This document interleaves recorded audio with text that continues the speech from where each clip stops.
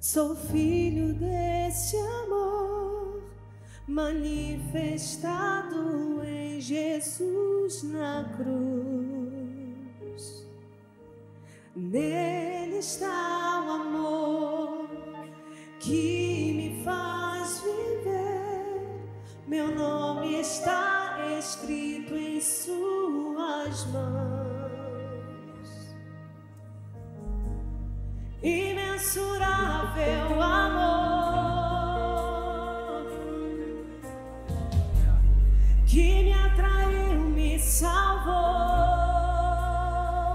Erga sua voz e cante. Eu conheci um amor tão grande, amor que transforma e lança fora todo medo. Eu conheci um amor tão grande, amor que transforma e lança fora todo medo.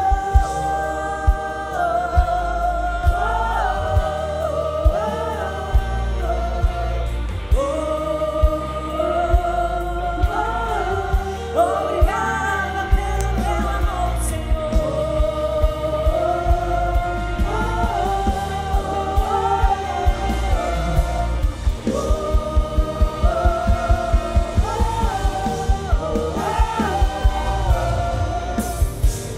Imensurável amor que me atraiu, me salvou. Eu conheci um amor tão grande, amor que transforma e lança fora todo medo. Eu conheci um amor tão grande, amor que transforma e lança fora todo medo.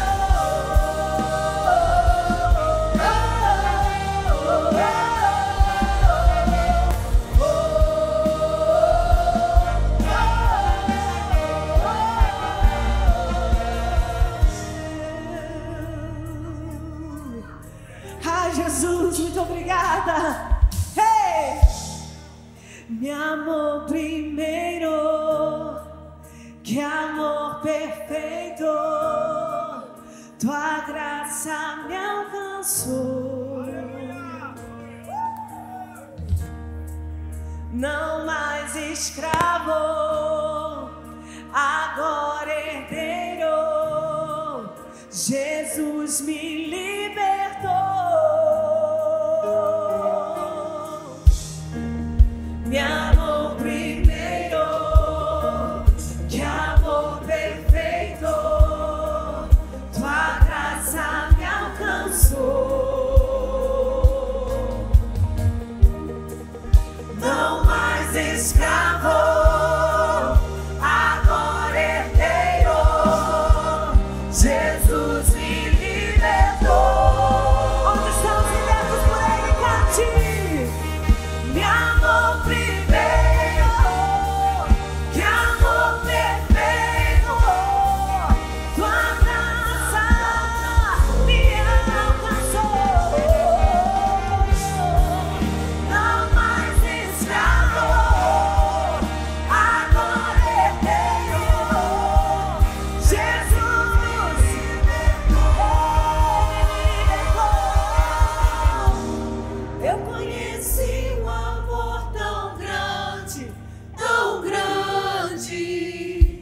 amor que transforma e lança fora todo medo. Eu conheci o amor. Declare esse amor, declare esse amor, amor que transforma e lança fora todo medo. Eu conheci o amor tão grande, amor que transforma e lança fora.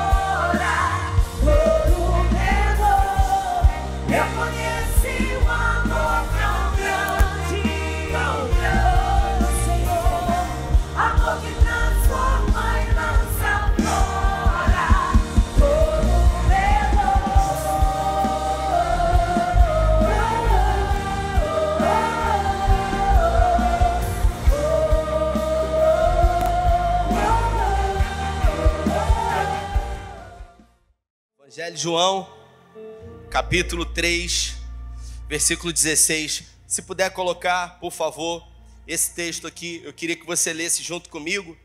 Esse texto, Evangelho de João, capítulo 3, versículo 16. Pessoal da projeção aí, pode colocar aqui, gente? Isso. Glória a Deus. Olha, a gente vai fazer o seguinte. Aqui está escrito: porque Deus tanto amou o mundo, que deu o seu Filho unigênito, para que todo o que nele crê não pereça, mas tenha a vida eterna. Quando a gente chegar nessa parte aqui, dessa palavra mundo, eu queria que bem forte você dissesse o seu nome. Ao invés de mundo, eu vou dizer o meu nome e você vai dizer o seu. Esses microfones aqui, eles vão captar a nossa voz. Então, quem estiver em casa, vai ouvir a sua voz agora. Vamos ler todos juntos, 1, 2 e 3. Porque Deus tanto amou...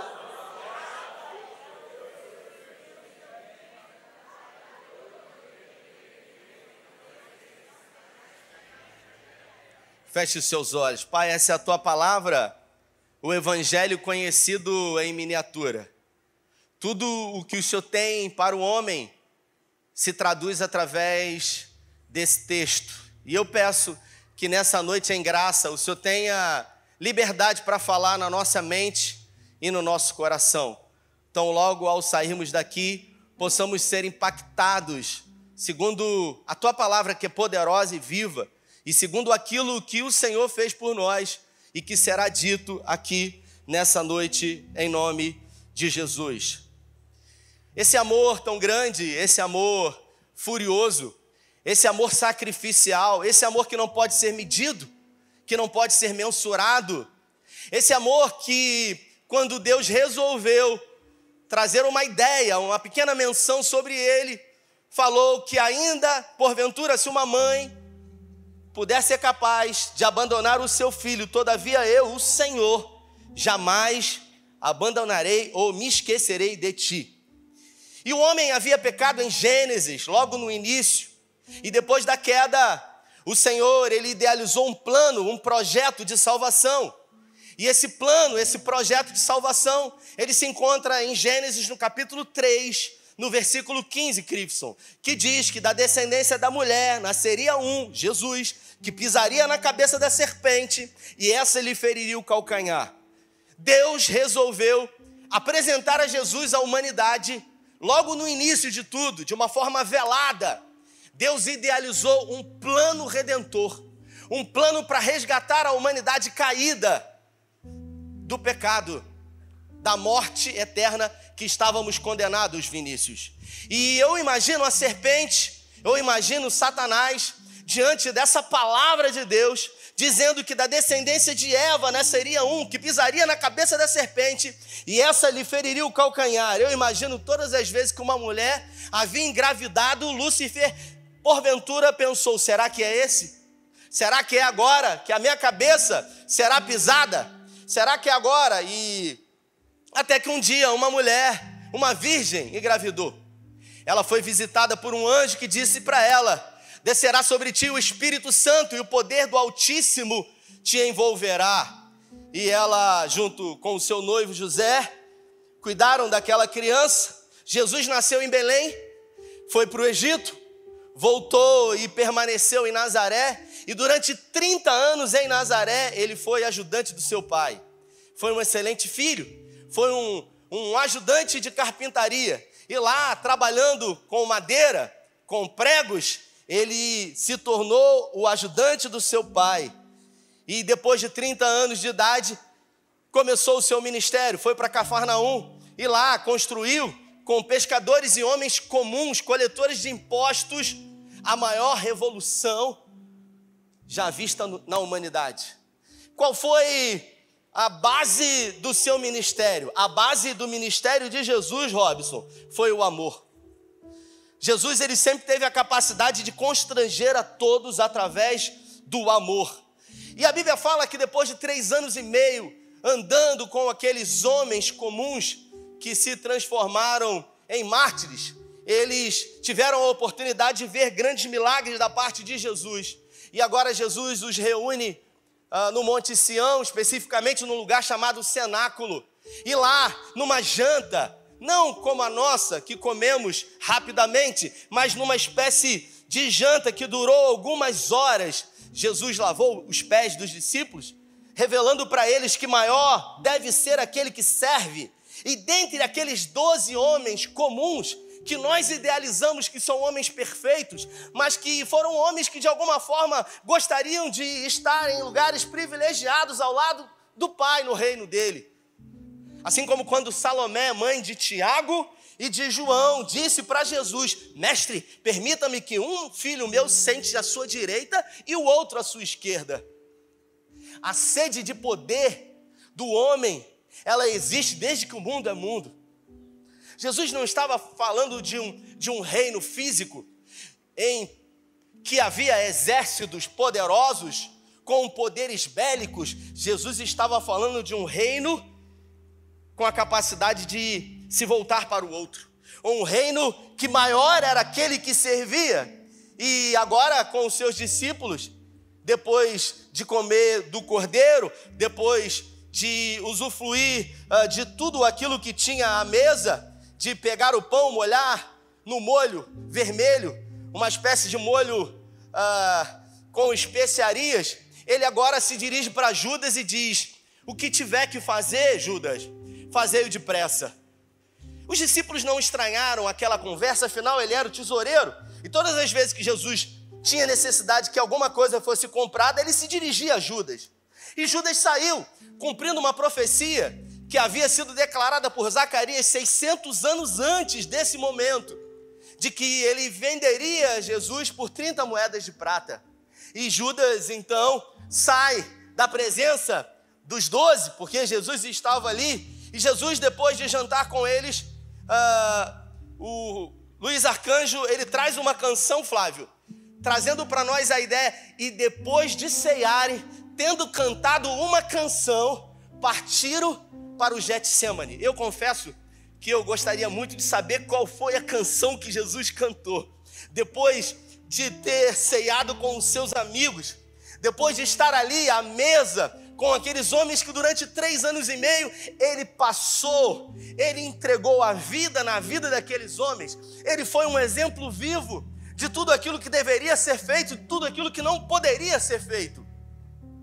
E agora ele se dirige para o Getsemane, um lugar de prensar azeitonas, um lugar onde haviam prensas de madeira que produziam óleos, e esses óleos eram utilizados. A primeira prensa das azeitonas era utilizado para a iluminação dos menorás no templo. A segunda prensa, ainda frio, era utilizada para o consumo do povo de Israel, de Jerusalém especificamente, e a terceira para a confecção de materiais de limpeza.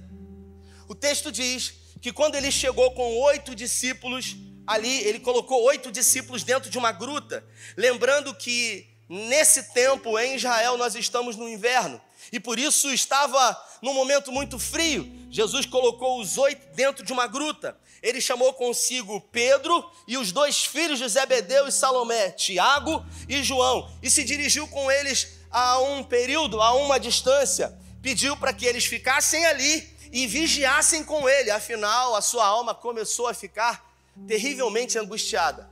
Uma angústia de morte começou a dominar o coração do mestre, e ele se dirigiu a uma distância de um tiro de pedra.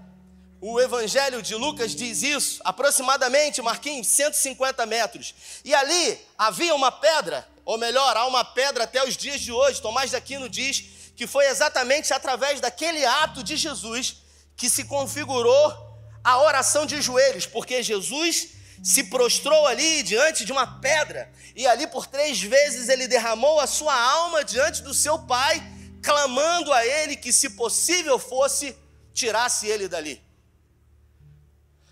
A gente acaba percebendo que pela primeira vez na história começou-se a ter uma separação, porque o profeta Isaías, no capítulo 53, diz: eis que a mão do Senhor não está encolhida para que não possa salvar, nem fechado os seus ouvidos para que não possa ouvir, mas as nossas iniquidades fazem separação entre nós e o nosso Deus, os nossos pecados eles encobrem o seu rosto.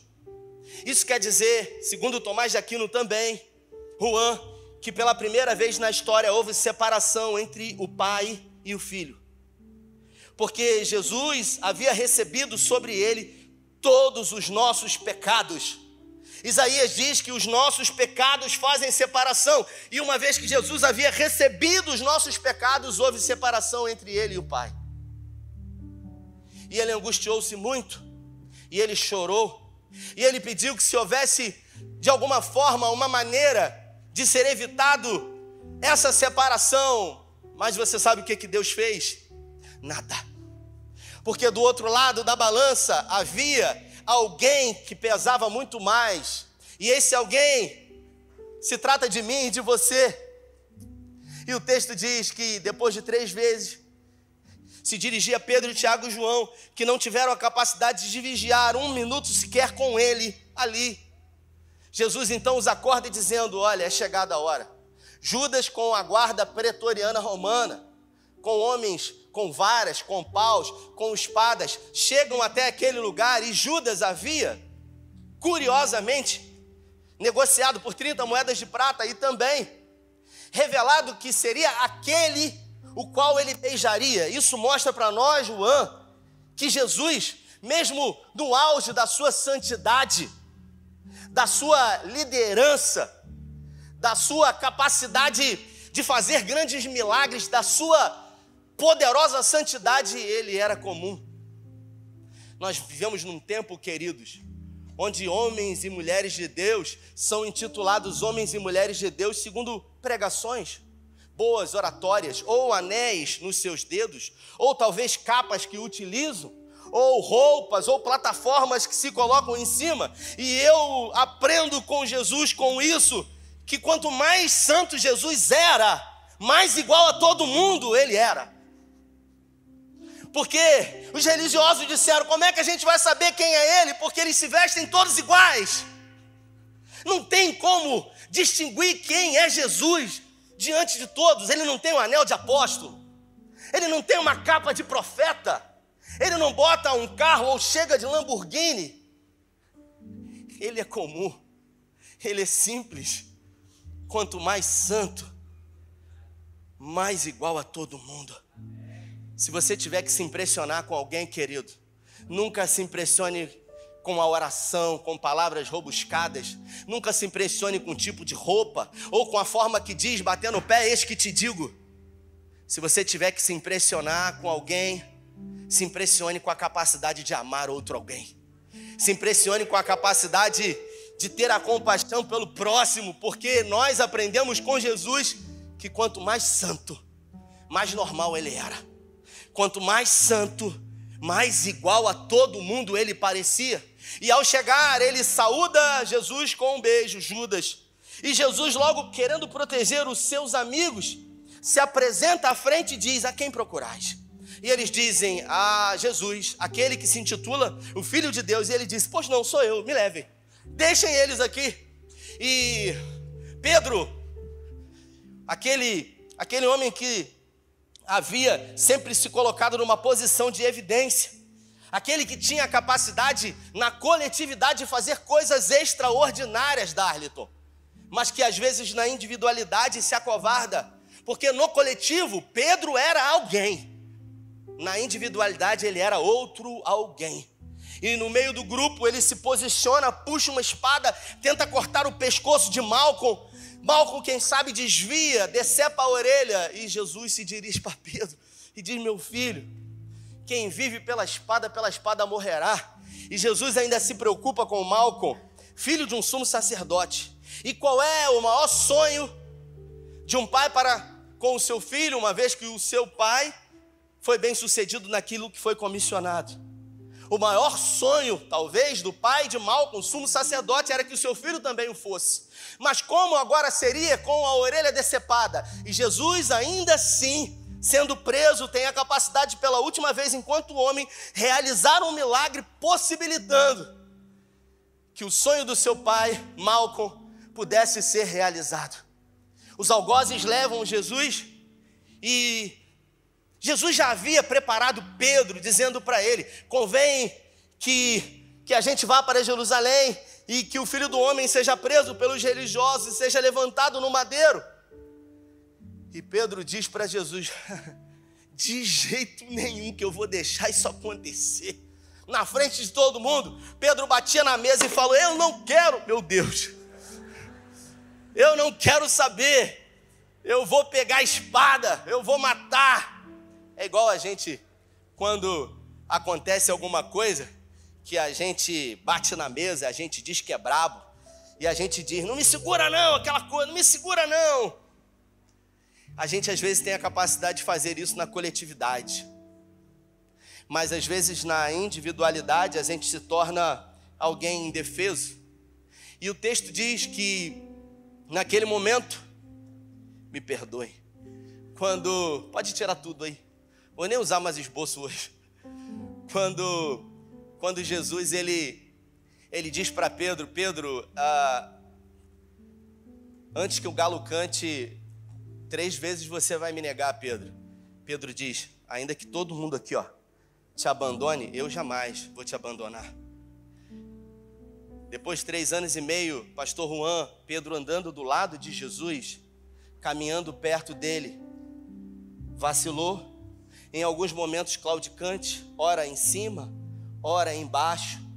Agora, depois que Jesus é levado para a casa do sumo sacerdote Caifás, Pedro tem a capacidade de começar a seguir Jesus à distância. O Evangelho de Lucas diz que ele começa a acompanhar o movimento de Jesus a uma certa distância.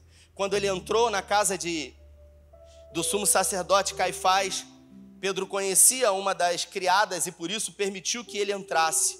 Ele entrou, como eu disse, era inverno, havia uma espécie de fogueira, alguns criados ali se aquecendo, e Pedro também se aqueceu do outro lado do pátio. Jesus estava com a guarda pretoriana, recebendo acusações de Caifás, e é nesse momento que uma serviçal, que uma mulher que não possuía nenhum poder de apresentar ameaça para Pedro, se dirige para ele e diz: tu também é um deles. E ele diz: mulher, tu não sabe o que falas. Observe que na coletividade ele pega a espada e ele quer arrancar a cabeça, mas na individualidade ele tem medo, ele se acovarda. Agora um serviçal diz: você é um deles, se veste como eles, fala como eles. E pela segunda vez ele nega, e pela terceira vez, até que o galo canta, e Lucas, o evangelista, diz que do outro lado, os olhares se cruzaram. Jesus olhou para Pedro e Pedro, ao ver o olhar do mestre, se viu. E viu que ele não era tudo aquilo que ele achava ou que ele queria produzir para as pessoas. Ele teve a capacidade de ver que, na verdade, ele fazia coisas na coletividade que na individualidade ele não tinha coragem de fazer. Jesus é levado para Pilatos. Jerusalém era uma província de Roma, Pilatos era o governador, e começam a acusá-lo de um crime chamado sedição, um agitador do povo, um crime político. E Jesus ele se mantém calado como uma ovelha muda para o matadouro. E Pilatos diz para ele: parece que você não sabe quem eu sou, porque eu tenho o poder de libertar você agora. E Jesus permanece quieto. Jesus permanece calado como uma ovelha em direção ao seu propósito. E é nesse momento que as roupas de Jesus são rasgadas e ele é sentenciado à morte por crucificação.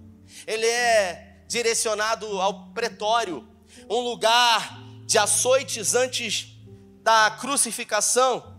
E segundo a tradição, segundo a tradição judaica, antes da crucificação havia um ritual de açoites, primeiro com varas flexíveis, e algumas correntes teológicas dizem que depois da terceira varada, tanto no quadril quanto nas costas, perdia-se a capacidade, de conter os esfínteres. Isso quer dizer que o ser humano, ao ser açoitado açoitado com varas, ele urinava e defecava sem conseguir conter tamanha a dor.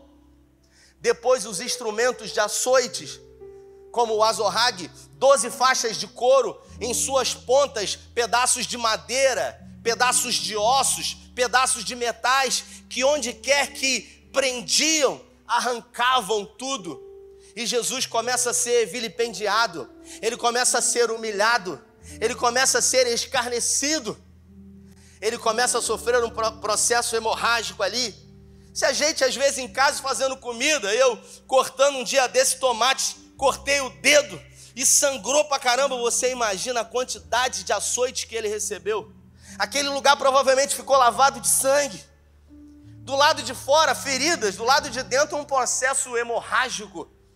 Já era sexta-feira e agora colocam ele para levar a sua própria cruz, uma madeira de aproximadamente 30 quilos, dirigindo-se naquilo que é chamado hoje de Via Cruz, 1,5 km até o Monte Gólgota, e ele já fraco, desidratado, ele leva aquele madeiro até a metade do caminho, onde um homem o ajuda, chamado Cirineu. E lá você vê as marcas, exatamente, o chão é exatamente o mesmo nos dias de hoje em que Jesus passou em Israel. Jesus chega no Gólgota e agora, curiosamente, os instrumentos que fizeram parte dos 30 primeiros anos de vida, madeira e prego, são utilizados para matá-lo. Aquilo que a vida inteira ele utilizou com o seu pai na carpintaria, foi exatamente isso que foi usado como ferramenta de morte. Às 9 horas da manhã, ele é erguido no madeiro. Ele é pregado numa cruz, cravos entre 15 e 18 centímetros de comprimento atravessam as suas mãos e os seus artelhos, e ele é erguido no madeiro e ele declara 7 frases, que são as 7 frases célebres que nós vamos falar sobre elas aqui hoje. Eu queria que você começasse a mensurar o que foi que Jesus passou e por que ele passou. Haveria necessidade de tanta humilhação, de tanta dor, de tanta vergonha, de tanto sofrimento? A pergunta que fica é o porquê de tanto sofrimento.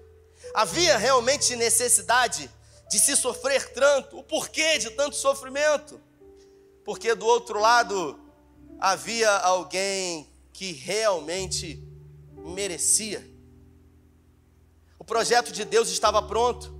Gênesis 3:15, porque aquilo que Deus idealizou não pode ser mudado. Deus nunca perde, Deus não mente, Deus não muda, Deus não falha. E Jesus, no madeiro, ele começa a bradar em alta voz. Frases que ecoam na eternidade, como por exemplo, tenho sede. E os soldados romanos pegam uma vara de caniço, colocavam uma espécie de esponja na ponta e umedeciam no vinagre e colocaram sobre a sua boca. Algumas pessoas dizem que ali, o vinagre, por ser uma espécie de anestésico, estariam desejando retirar a dor, mas na verdade tudo que eles queriam, porque o vinagre é uma espécie de coagulante, tudo que eles queriam era conter a hemorragia para que o indivíduo sofresse ainda mais, para prolongar o sofrimento. Jesus, ele passou 6 horas no madeiro. As suas 6 últimas horas definiram a minha história e a sua. Jesus teve a capacidade de olhar para Maria e dizer para ela: eis aí o teu filho, mulher. Filho, eis aí a tua mãe. Jesus teve a capacidade de dizer: Pai, perdoa-lhes, porque eles não sabem o que fazem. Até mesmo no madeiro, sofrendo, ele teve a capacidade de pedir ao Pai perdão pelos seus algozes. Vivemos num tempo onde não nos permitimos perdoar as pessoas que nos ofendem. E na oração modelo ele diz: perdoa as nossas ofensas ou dívidas, assim como nós, às vezes queremos perdoar. Porque você não sabe o que fulano me fez. Porque você não faz ideia do que essa pessoa me fez. E com isso, colocamos condições para perdoar. Ei, escute o que eu vou dizer para você. Perdão não é um sentimento. E tem gente que acha que perdão é um sentimento. E por isso eu tenho que perdoar quando eu parar de sentir isso. Ou quando eu tiver um sentimento que irá favorecer com que isso aconteça. Pessoas que não perdoam, queridos, são pessoas que sentem e ressentem. São pessoas que vivem ressentindo coisas que um dia foram feitas. São pessoas que estão presas ao seu algoz. Por mais que essas pessoas andem, em algum momento uma espécie de elástico é preso ao seu algoz. E você consegue até andar por um tempo, mas em algum momento isso se torna pesado, difícil, esforçoso e sacrificante, até o momento em que você não aguenta mais e você é levado de volta. Não perdoar é se punir todos os dias. E Jesus diz para nós que nós precisamos aprender a perdoar uns aos outros, porque o perdão, como eu disse, é uma decisão. Eu decido voluntariamente perdoar, eu decido abrir mão. Uma quinta-feira dessa eu disse, pastor Juan, que perdão é aumentativo de uma palavra, a palavra perda. Por isso, perdão é exatamente perder no aumentativo. E perder o quê, Rafael? Perder a razão. Abrir mão, dizer eu abro mão do direito de estar certo ou errado. Simplesmente eu decido liberar. Eu decido ser livre. Eu decido não me vilipendiar diante do que foi feito. E na cruz, Jesus diz isso. E ele declara as 5 primeiras frases e depois ele diz: Pai, está pago. Foi pago. Tetelestai. Foi consumado. Foi consumado tudo aquilo que foi idealizado pelo Senhor. Colossenses, Paulo diz que havia um escrito de dívida contra a minha e contra a sua vida, uma espécie de promissória assinada em branco por nós ao diabo, uma vez que todos pecaram e destituídos foram da glória de Deus. E o texto diz que essa promissória estava sobre posse do diabo, que dizia para nós que éramos escravos do pecado. E Jesus então, ele diz: Pai, em tuas mãos eu entrego o meu espírito. A morte não tragou Jesus. Ele se entregou voluntariamente a ela. Ele decidiu se entregar à morte por amor a mim e por amor a você. Eu confesso que eu me faço uma pergunta, Vinícius: o que eu tenho feito em relação a essa morte sacrificial? O que eu tenho feito a nível de contribuição do reino de Deus diante de tudo o que Deus fez por mim? Queridos, não era para eu estar aqui. Não era para você estar aqui hoje. Ninguém aqui viu Jesus. Ninguém aqui foi discipulado por Jesus. Eu não fui discipulado por Jesus. Você não foi discipulado por Jesus. Nós só estamos aqui porque um dia alguém que ouviu de alguém, que ouviu de alguém, que ouviu de alguém, que ouviu de alguém, falou sobre as boas notícias. Eu queria que você fechasse os seus olhos agora. E eu queria que você, por um momento, pensasse: se o evangelho dependesse exclusivamente de você, como ele estaria agora? Se o reino de Deus, se a propagação das boas notícias dependessem exclusivamente de você, como estaria a igreja do Senhor nesse momento? Como estaria? Se verdadeiramente eu fui chamado para ser embaixador, para ser aquele que irei proclamar as boas notícias do reino de Deus, não tenho feito o meu papel, não tenho desenvolvido aquilo que a mim foi confiado. se eu não sou um propagador? Existem várias empresas hoje, empresas com anos de sucesso, empresas que têm 5 anos, empresas que faturam milhões. Existem empresas hoje que estão abertas há décadas. Existem algumas poucas empresas, Juan, centenárias. O reino de Deus não é uma empresa. O reino de Deus é um reino. E o reino de Deus é, segundo uma classificação de subsistência, Fabrício, algo que sempre está a uma geração de acabar. Porque se eu e você não falarmos do reino de Deus, em algum momento estamos propensos a não alcançarmos outras vidas. Se a geração que nos antecedeu, em algum momento cruzasse os seus braços e não revelasse as boas notícias, eu não estaria aqui. O reino de Deus sempre está a uma geração de acabar, mas ele nunca vai acabar. Porque a Bíblia fala que se os homens não clamarem, as pedras, elas clamarão. A pergunta que fica diante dessa reflexão é: o que eu tenho feito com essa tal liberdade? Porque a Bíblia fala que se pois o Filho vos libertar, verdadeiramente seremos livres. Qual a finalidade do Evangelho ter chegado à minha vida?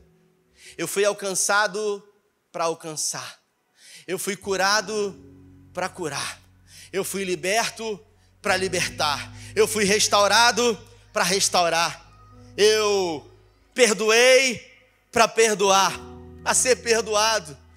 Queridos, nós somos exatamente a continuidade daquilo que foi feito antes de nós. Eu recebi uma mensagem em inbox essa semana de um menino que a mãe apresentou Jesus para ele.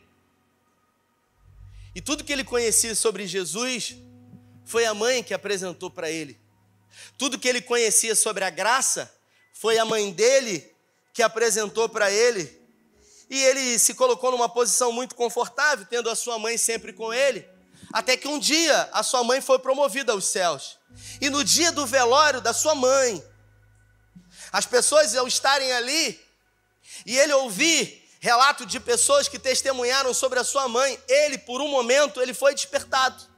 E ele se dirigiu à frente do caixão da sua mãe e ele resolveu ter um posicionamento diante disso.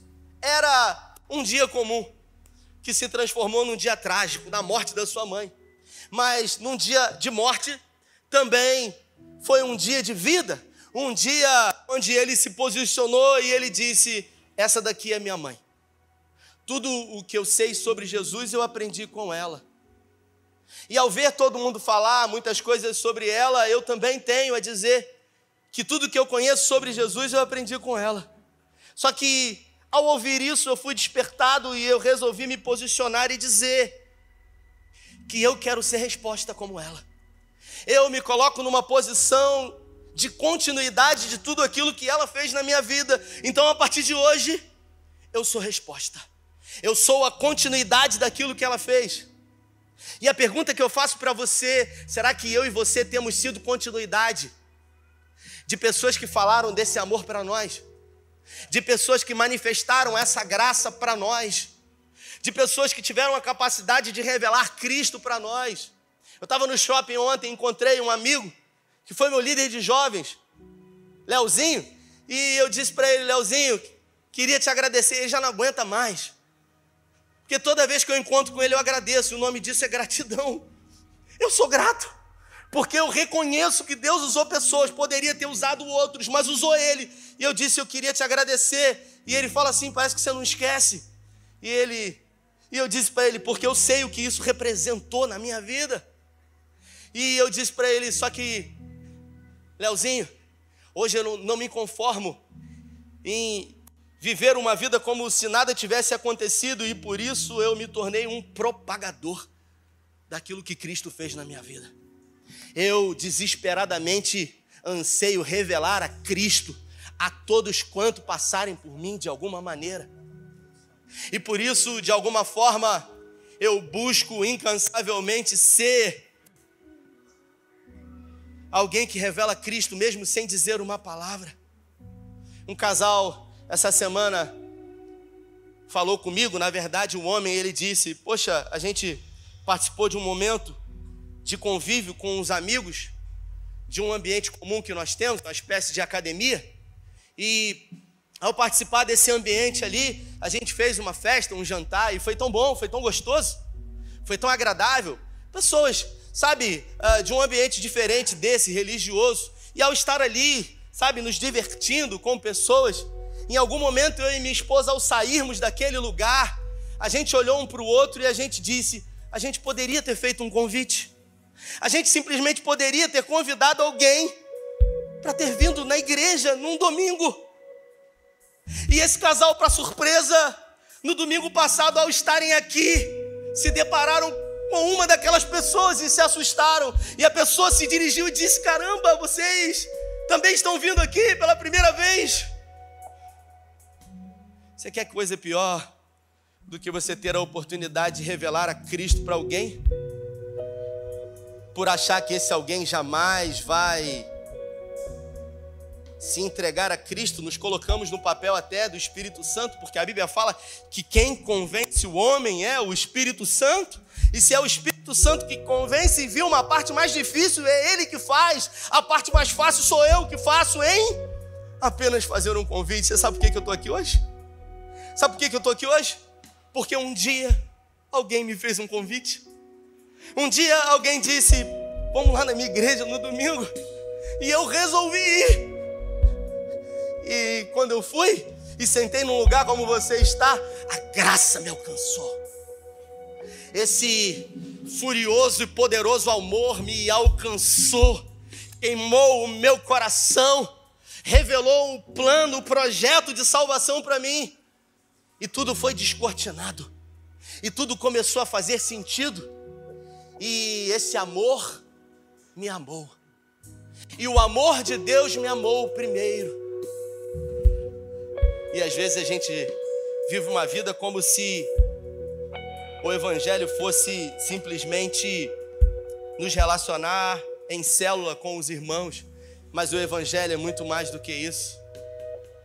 Por isso, a grande comissão, em Mateus no capítulo 28, no versículo 19, diz: indo por todos os lugares, pregando o Evangelho a toda criatura, fazendo discípulos e batizando em nome do Pai, do Filho e do Espírito Santo.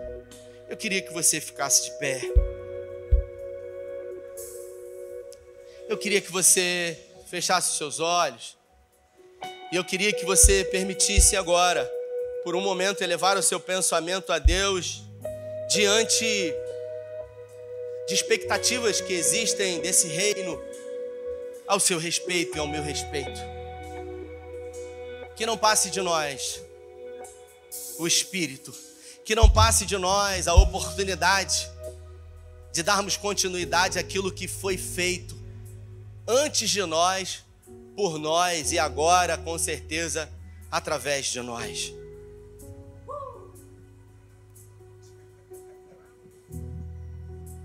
Aleluia. Obrigado, Deus.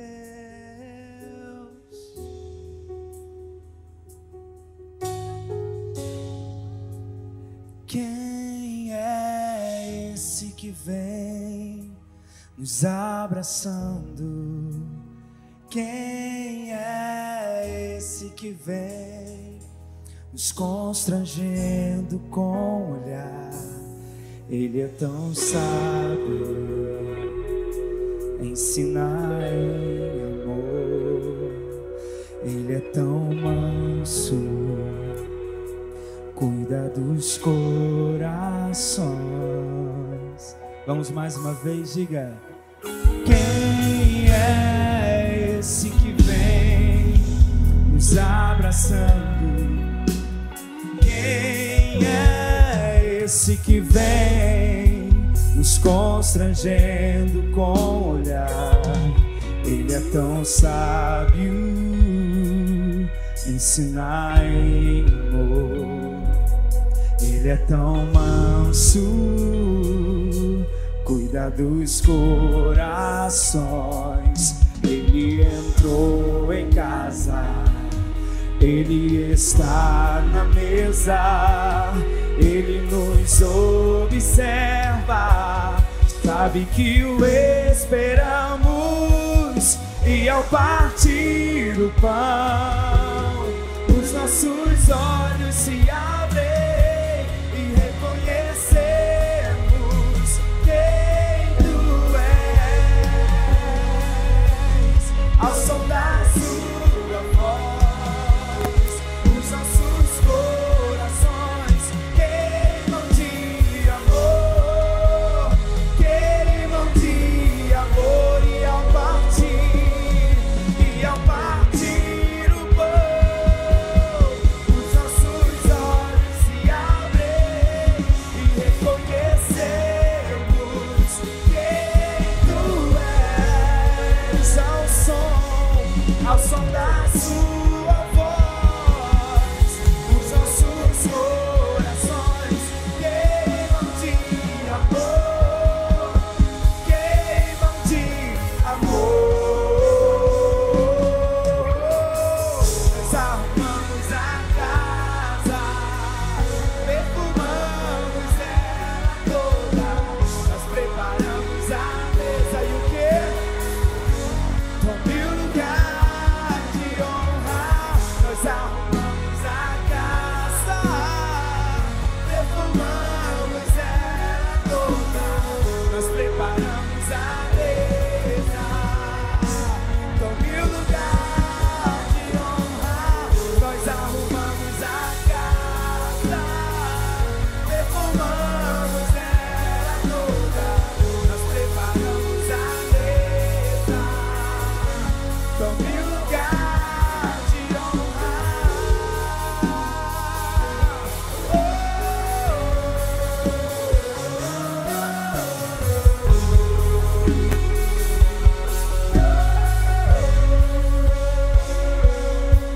Ele entrou em casa, Ele está na mesa, Ele nos observa, sabe que o esperamos. E ao partir o pão, os nossos olhos se abrem e reconhecemos quem Tu és. E ao som da Sua voz, os nossos corações queimam de amor, queimam de amor. E ao partir o pão, os nossos olhos se abrem e reconhecemos somente quem Tu és. Ao som da Sua voz, os nossos corações queimam de amor, queimam de amor. Nós arrumamos a casa, perfumamos ela toda, nós preparamos a mesa. Quantos estão aí com a sua casa preparada para o Senhor? Obrigado. Nós arrumamos a casa, nós preparamos a mesa. E o quê? Tome o lugar de honra. Nós arrumamos a casa, perfumamos ela toda, nós preparamos a mesa. Tome o lugar de honra. Nós arrumamos a casa, perfumamos ela toda, nós preparamos a mesa. Aleluia. Tome o lugar de honra. Paulo, ele resolve escrever em Romanos, o que para mim é uma das palavras mais lindas sobre esse amor sacrificial da cruz. Paulo, ele diz: E sabemos que todas as coisas, não são algumas coisas, não são umas e outras coisas. Paulo diz: todas as coisas cooperam juntamente para o bem daqueles que amam a Deus e são chamados segundo um propósito. Porque os que dantes conheceu também os predestinou para serem conforme a imagem do seu Filho, a fim de que ele seja o primogênito entre muitos irmãos. Isso quer dizer que João 3,16 diz que Deus só tem um filho. Só que aqui Paulo diz que Jesus é o primogênito entre muitos irmãos.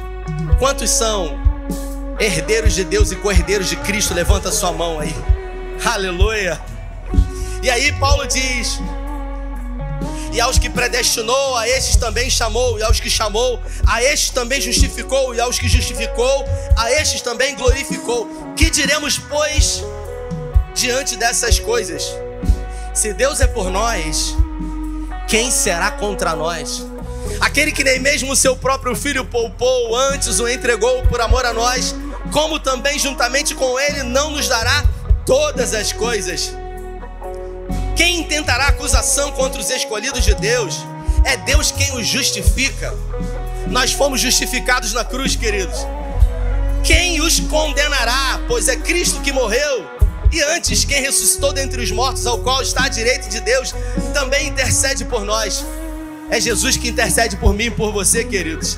E Paulo, ele continua dizendo: quem nos separará do amor de Cristo? A tribulação, a angústia, a perseguição, a fome, a nudez, o perigo, a espada. Como está escrito: por amor a ti, somos entregues à morte todo dia. Somos reputados como ovelhas para o matadouro. Mas em todas as coisas, Paulo diz, mas em todas as situações, mas em todos os desertos, em todos os problemas, em todas as dificuldades que vivemos, mas em todas as coisas somos mais do que vencedores por meio daquele que nos amou.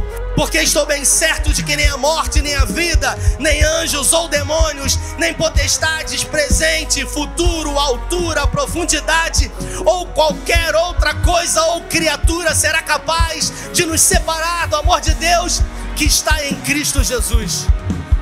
Nada e nem ninguém será capaz de separar a mim e a você do amor de Deus que está em Cristo Jesus.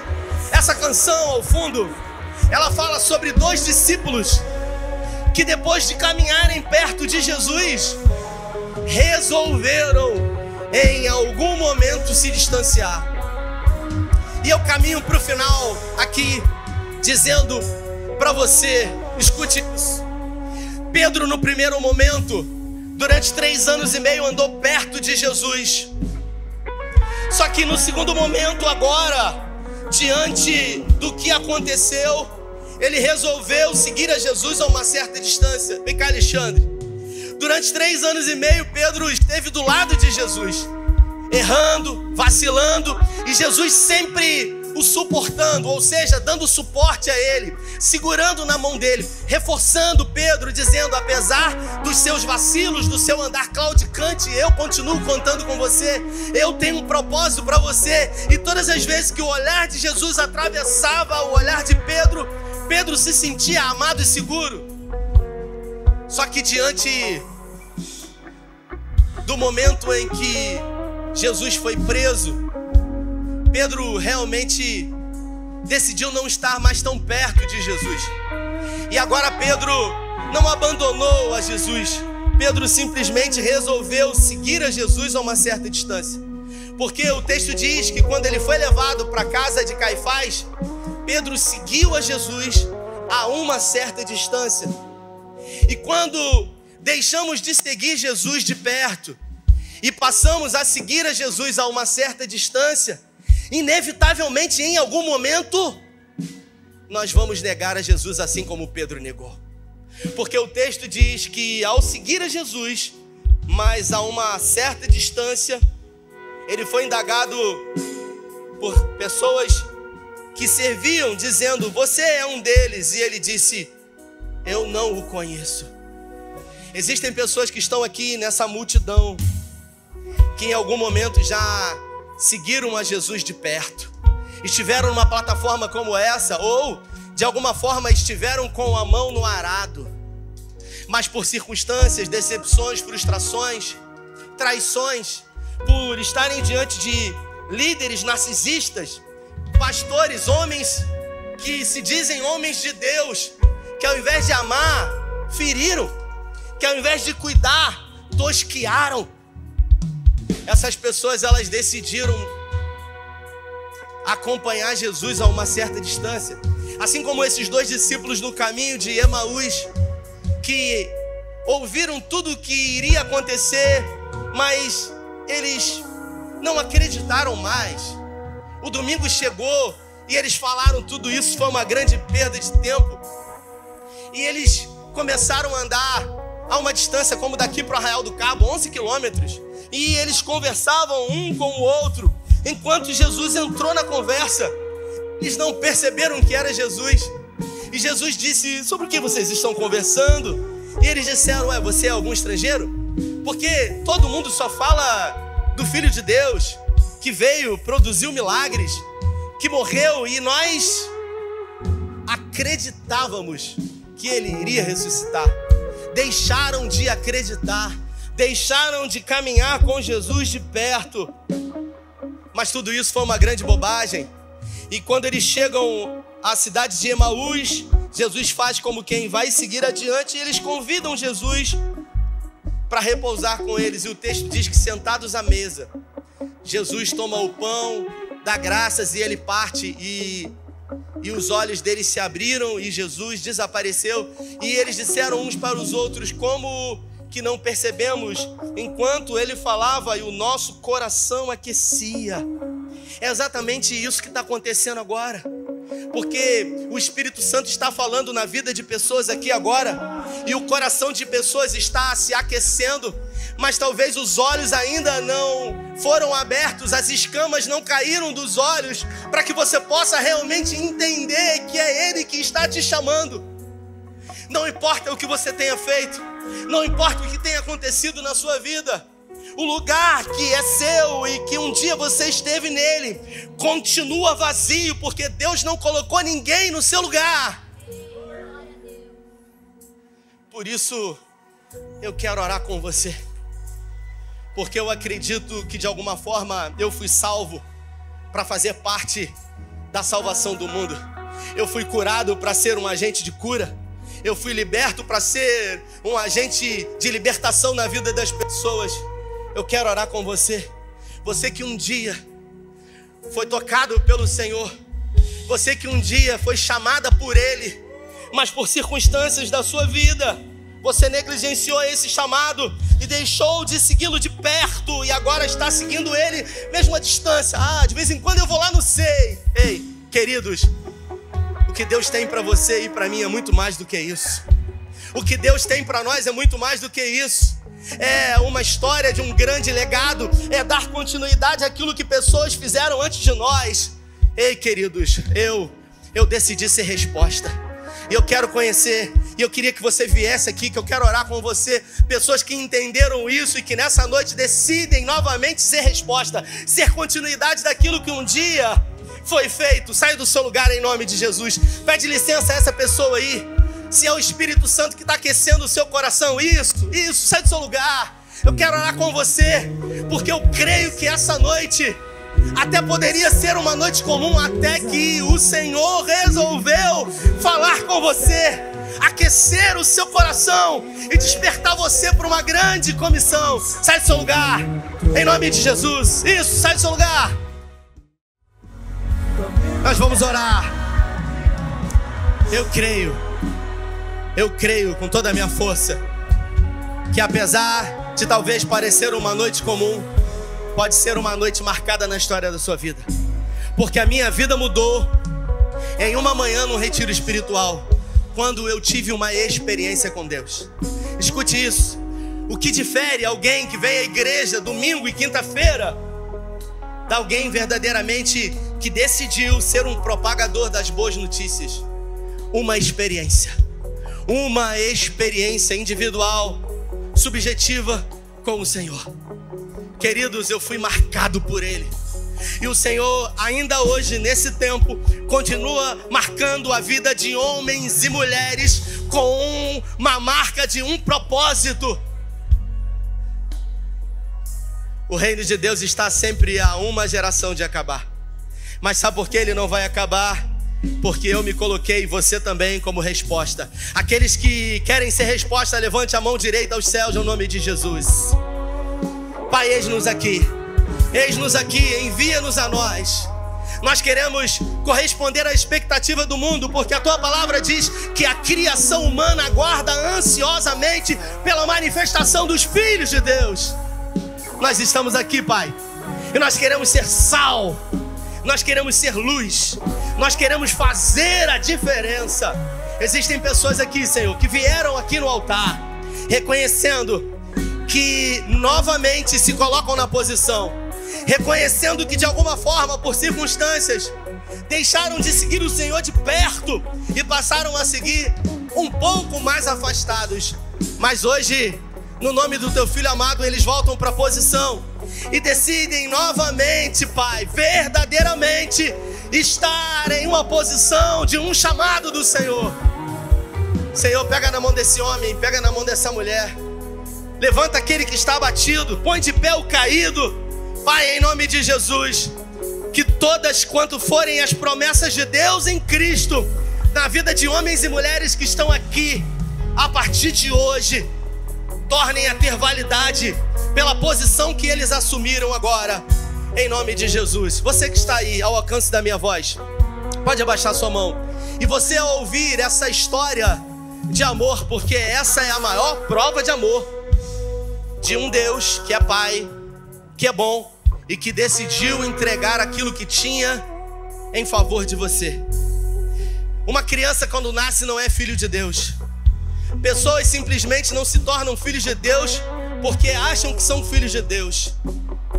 Quando nascemos, estamos na condição de criatura. Só passamos da condição de criatura para filhos de Deus quando decidimos entregar a nossa vida a Ele. Evangelho de João, capítulo 1, versículo 12. Ele veio para os judeus, mas os judeus não o receberam. Mas a todos quanto o receberam, foi dado a esses o poder, o direito de serem chamados filhos de Deus. Eu só passo da condição de criatura para filho de Deus quando eu recebo a Jesus. Escute isso, não é receber uma religião, não é receber um livro preto, colocar embaixo do braço e dizer para você, pode, não pode, pode, não pode, pode. Não. Eu estou falando de uma pessoa. Eu estou falando de um relacionamento com alguém que jamais vai olhar para você como Ele olha. Ninguém é capaz de amar a você como Ele amou. Ninguém é capaz de olhar para você como Ele decidiu te amar. Ninguém é capaz de acreditar e projetar tudo para você como Ele. Tudo que você precisa fazer, queridos, é exatamente aquilo que um dia eu fiz. Eu não nasci num lar evangélico. Eu fui o primeiro da minha família a se converter, mas eu tomei uma decisão. Então, se você está ao alcance da minha voz, aonde quer que você esteja, e você nessa noite entendeu o plano de salvação, o amor maior, e você voluntariamente hoje decide entregar a sua vida a Jesus, o governo, a sua família. Você já tentou da sua maneira administrar, mas tudo que você tenta fazer certo, quando você vê tá pior.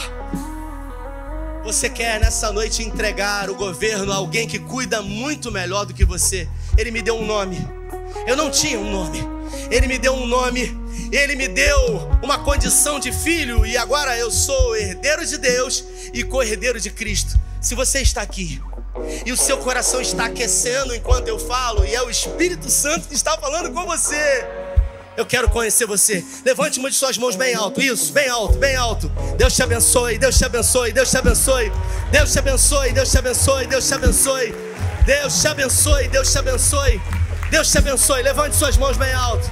Pai, é no nome de Jesus que homens e mulheres aqui nessa noite fazem um sinal de rendição ao Senhor, pedindo que o Senhor escreva o nome deles no livro da vida. Onde houver uma mão erguida agora, eu te peço no nome de Jesus, muda a história. Escreva uma nova história. Dê um novo destino. O futuro incrível em ti Escreva o nome no livro da vida, Pai.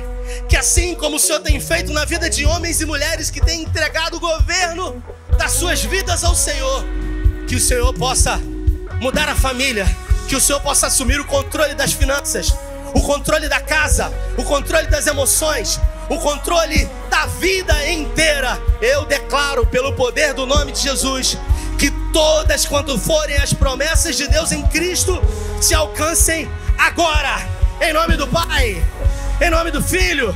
Pai, guarda a nossa casa, os nossos filhos, repreenda todo o intento do inferno sobre nós, e que essa semana que começa hoje, através da ressurreição que nos dá esperança, porque é exatamente porque o Senhor vive que podemos crer no amanhã, que amanhã, ou que ao sairmos daqui, seja um momento exato de colocarmos em prática tudo o que o Senhor falou às nossas vidas nessa noite. Oramos com fé, agradecidos em nome do Pai, do Filho e do Espírito Santo de Deus. Se você crê e recebe, dê a melhor salva de palmas a Ele. Vai em paz, Deus te abençoe, valeu!